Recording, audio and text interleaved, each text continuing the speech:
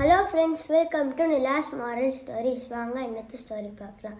ஒரு ஊரில் 2 பேர் தப்பு செஞ்சதுக்கு மன்னிப்பு கேட்குறக்கா ஊர் பெரியவர்கிட்ட வந்தாங்களாம்.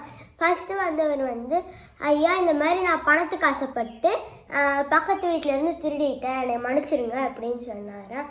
அப்புறம் உடனே அந்த ஊர் பெரியவரும் இது தப்பு தான், நீ இனிமேல் இப்படி திருடக்கூடாது, நீ திருடினதை பக்கத்து வீட்டில் கொண்டு போய் வச்சிரு திருப்பி அப்படின்னு சொன்னாராம். அவரும் சரின்ட்டு போயிட்டாராம்.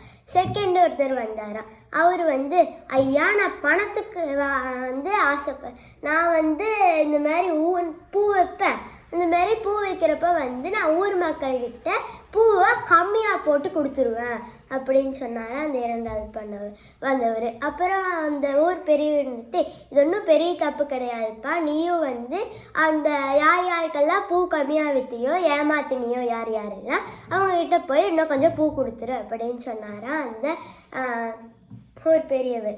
உடனே இந்த செகண்ட் வந்தவரு சிரிச்சுட்டு, ஏங்க ஐயா, யாருக்கு வித்தன்னு எனக்கே அது தெரியாது, நான் எப்படி போய் கொடுப்பேன் அப்படின்னு சொன்னாரா அந்த 2வது வந்தவர்.